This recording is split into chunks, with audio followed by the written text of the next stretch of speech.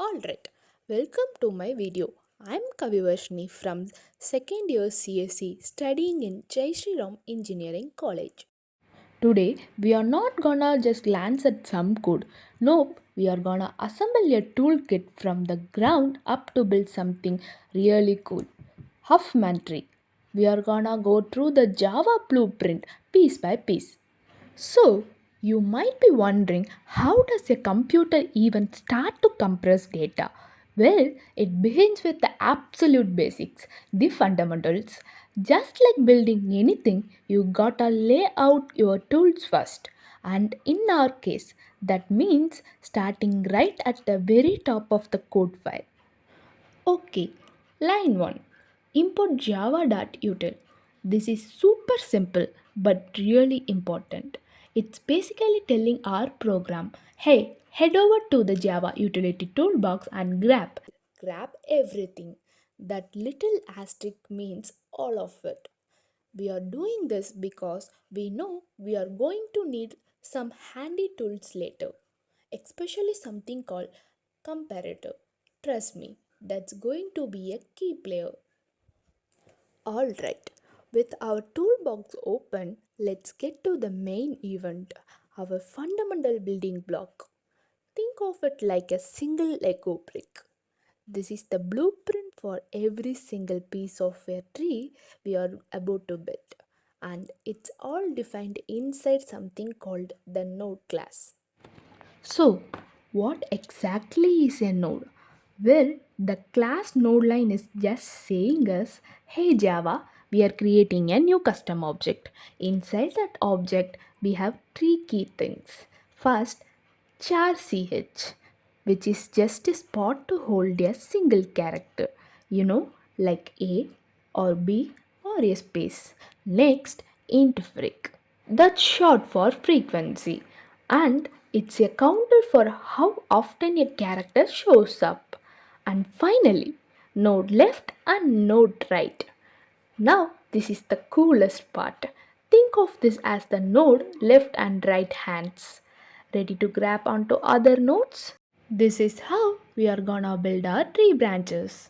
Now, having a blueprint is great, but how do we actually make a node? That's what this line does. It's called a constructor. It's like the start button on the factory assembly line. It says, okay, to create a new node, you absolutely have to give me two things to start with, a character and its frequency. Let's look inside that constructor. The line this.ch equal to check is pretty straightforward. It just takes the character you give it and assign it to this new node's internal check spot. Same thing for this dot freq. It assigns the frequency. But this last part, left equal to right equal to null, that's really important. It means that when a node is a brand new, its hands are empty. It's not connected to anything yet. It's just a standalone piece waiting to be put into the structure. Okay, so we have got our building blocks, our nodes. Amazing. But now, how do we decide which one to connect first? We can't just do it randomly.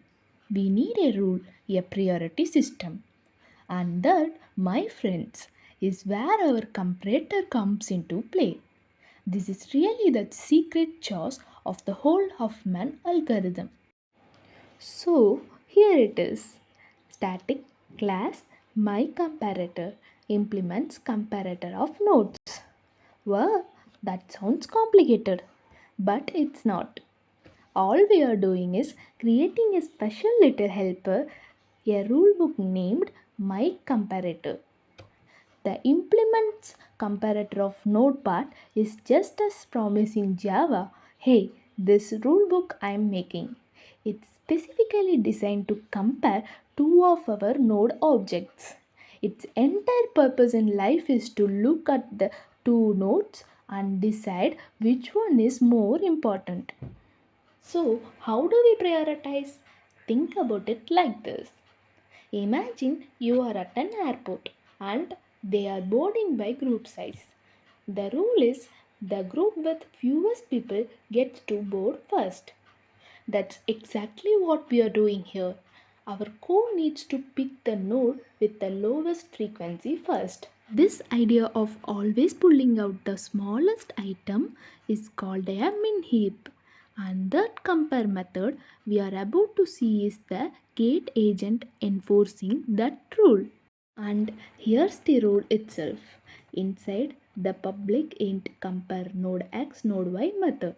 This is the heart of our comparator. Its job is simple.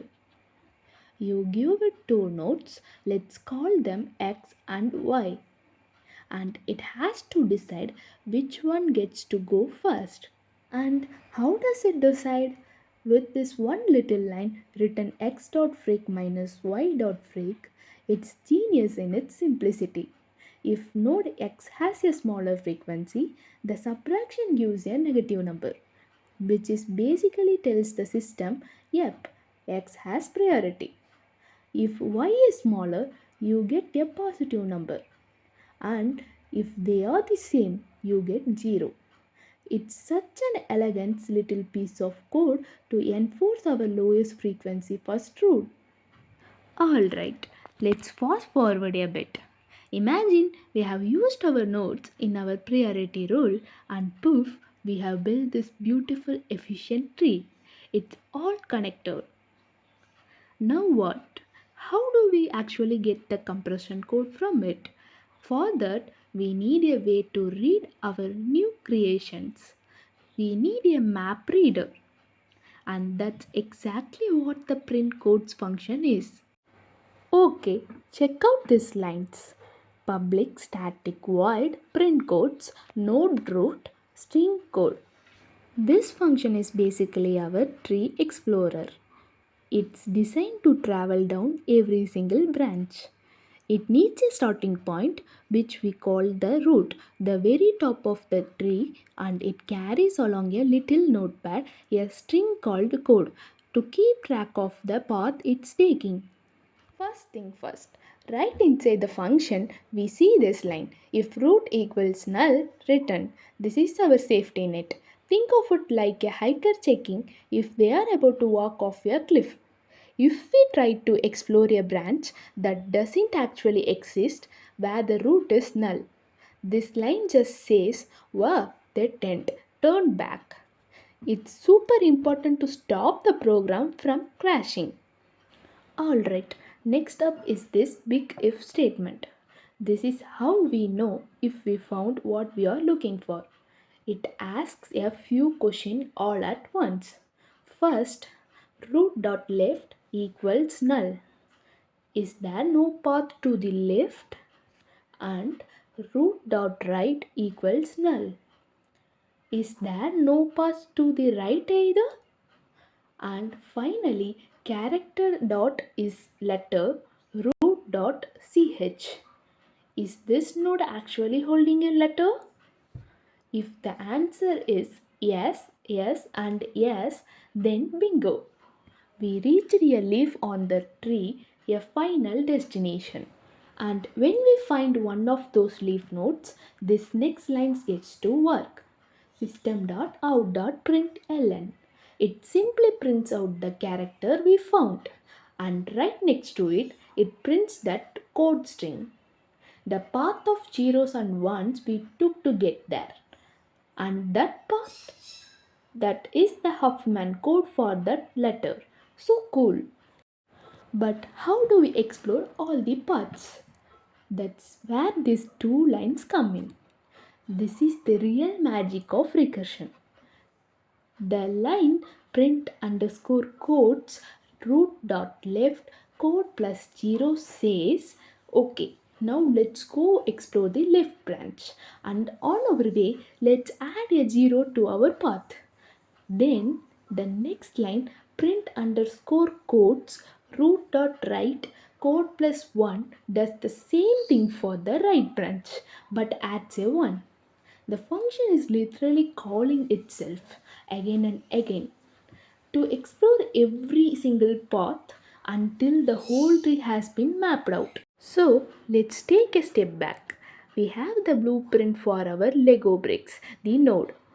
We have the instruction manual for how to pick them up, the comparator. And we have a way to read the final creation, the print codes function. We have all the pieces, but where's the workshop? Where does the actual building happen? Well, in Java, that's always in main method. You will see this line in pretty much every Java program ever. Public static void main string args. Think of this as the big on switch for the whole program. When you hit the run, this is the exact spot the computer looks for to start following instruction. And then we look inside the curly braces and there's nothing there. It's empty. So, wait a minute. After all the work defining our nodes and rules, what does this program actually do if we run it right now? The answer is absolutely nothing. And that's the point. What we have written here isn't the final product, it's the toolkit. The main method is our empty workshop floor. We have built all the custom tools and laid them out neatly. The actual work of, taking a sentence, counting up all the letters, creating a node for each one, and then using our priority rule to start building the tree. All of that would happen right here inside this empty braces. So, let's just do a quick recap of our toolkit. We have the node, our basic building block.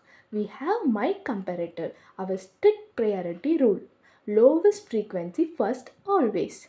And we have print codes, our map reader for figuring out the code once the tree is built. It's a complete set.